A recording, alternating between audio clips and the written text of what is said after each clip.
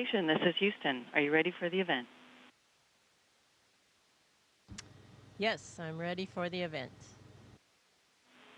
Fox and Friends, this is Mission Control Houston. Please call station for a voice check. 15 minutes before the top of the hour. Talk about out of this world. This year, astronaut Peggy Whitson breaking records for the longest time spent in outer space, more than any American in NASA history. And she's still there, live from outer space. Joining us from the International Space Station is Peggy Whitson. Peggy, is it good morning, good afternoon up there?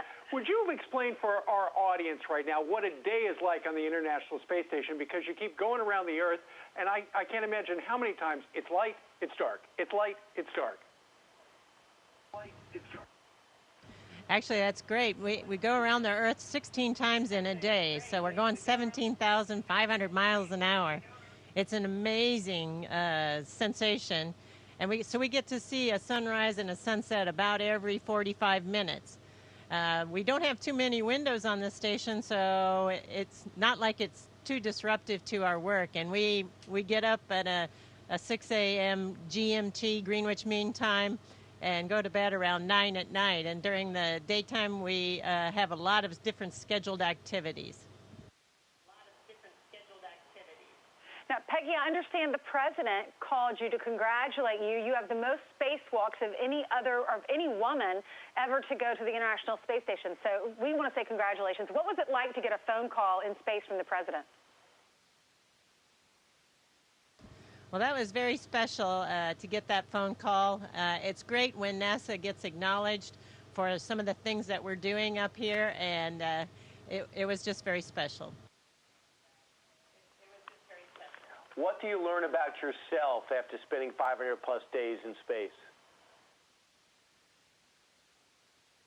Well, I think you do learn a lot about yourself. You learn a lot about how to live and work in teams, and I've lived up and worked up here with many different people, and it's interesting how the character of the mission changes on each day with each crew mix, and so we have a fantastic time figuring that out, figuring out what means something to you and what we need to work to strive to make ourselves better, to interact better, to get more work done. All of that's an important part of what we do up here. April 24th, you surpassed the record for the most cumulative time in space by a U.S. astronaut, which was 534 days. By the time you come down, it will be over 600 days where you've learned how to twirl the microphone like that. Just out of curiosity, because you haven't been on Earth for so long, Peggy, what's the big thing you're really missing about life on Earth and having your feet on terra firma?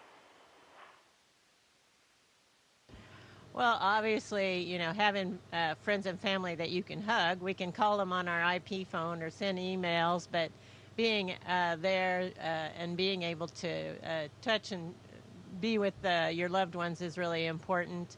I think probably, though, in general, I miss the ability to cook my own food. We eat most of our stuff out of packages, and as creative as I try to be with food up here, there's limited number of supplies that we have to make things new and different. And so I think that's probably the biggest challenge and the thing I miss most. I like cooking, and I also like gardening and hobbying, and I miss that a little bit. I did get the opportunity, however, though, to grow some lettuce and some cabbage, which we did get to eat. That was great.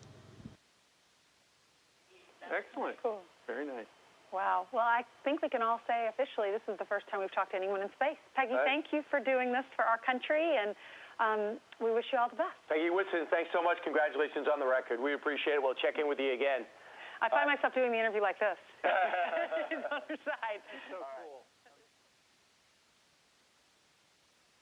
Station, this is Houston ACR. That concludes the Fox News, Fox and Friends portion of the event.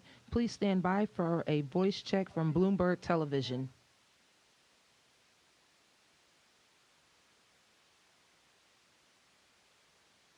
Commander Whitson, this is Patrick in New York. Can you hear me okay? Yes, I have you loud and clear. How do you hear me? We are seeing and hearing you just fine. Thank you very much for joining us. Please stand by. I'll hand you off to the control room. Okay, we're going to go in a different direction here, Jonathan. Back in the day, NASA was the only game in town when it came to U.S. space exploration. But now there's Elon Musk's SpaceX and Jeff Bezos' Blue Origin. So are they competitors or are they partners as we seek to go beyond the bounds of Earth? Here for a unique perspective is NASA astronaut Peggy Whitson, the first female commander of the International Space Station, the holder of the record for the longest time spent in space, and now on her third long-duration space flight. She joins us from the International Space Station roughly 250 miles above us. And this is the sign-on station. This is Bloomberg Television. How do you hear me? I have you loud and clear. Welcome aboard. Okay, thanks so much. It's great to be with you. So you've spent a lot of time in space over the last 15 years now, Peggy. What are you doing up there, and what are you most excited about that you're working on? Actually, we're doing an incredible amount of science these days up here, which I'm actually very happy about. As a biochemist, my favorite experiments, I'm a little biased toward those that are more biochemistry oriented, so I did one this morning, genes in space. Another one that I've been working on are growing cardiac stem cells. So we do a lot of diverse things up here, though. There are many different studies looking at physical properties. We have a combustion rack where we do different burning principles with the lack of gravity as a variable that they can compare to for ground studies. So there's lots of different biophysical, physics, engineering types of investigations going on. In fact, we have around 280 investigations going on at any one point in time. Obviously, we're not doing all of those, but we do get our hands on many of them. So it's a lot of fun. So as a NASA astronaut, Peggy, you, of course, are involved with the government. A lot of the news right now about space actually is coming from the private sector, with Elon Musk, for example. If you were doing it all over again, would Elon Musk be your boss, or are there some things that private can do that public can't and that public can do that private can't?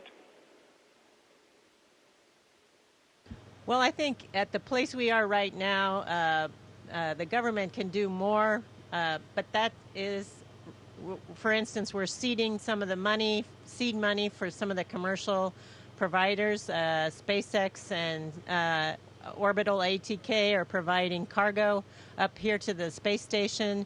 Hopefully in the next year or so, we'll be actually getting crews supplied by SpaceX or Boeing. And so I think the commercial to private, the government to commercialization is transitioning right now. And it's fantastic to see the cargo coming up on all these different vehicles. And I really do think it's the future because just like aviation, it has to expand in order to be really prolific, and having these programs in place now is definitely a stepping stone for further development. And that allows the government then to spend more money on going and exploring beyond low Earth orbit, which is what the current limitations are planned for some of the commercial providers, and we do hope to encourage them to continue on actually into further deep space as well. So finally, Peggy, let's go way beyond lower Earth orbit. There's a lot of talk right now about colonizing Mars, actually going to Mars and living there. You've been living in space a fair amount of your life now over the last 15 years. Is that a realistic goal to set, to actually have a colony on Mars? I do think it's a fantastic goal to have. We should have colonies on Mars and the Moon, and we should be expanding and exploring even further. So yes, and I think it's going to take some technology development, and we're using the International Space Station here to perfect some of those technologies. For instance, if we go on a multi-year mission to Mars, we need to be able to have a closed life support system, which means we need to be able to process our urine and make it into drinking water. We do that here on board the space station, and we're at about 85% of what we call closing the loop of life support systems, at least in the water balance system. Yep. And so it's very exciting to be a part of those investigations, those testing, engineering and testing that's going on up here right now. Right. thank you so much. It's a real privilege to talk with you. That's NASA astronaut Peggy Whitson. Jonathan. I just got a tweet from someone called Moonman who said, Peggy Whitson. Station, this is Houston ACR. That concludes the event. Thank you, Fox News, Fox and Friends, and Bloomberg Television Station. We are now resuming operational audio communications. Nice job, Peg.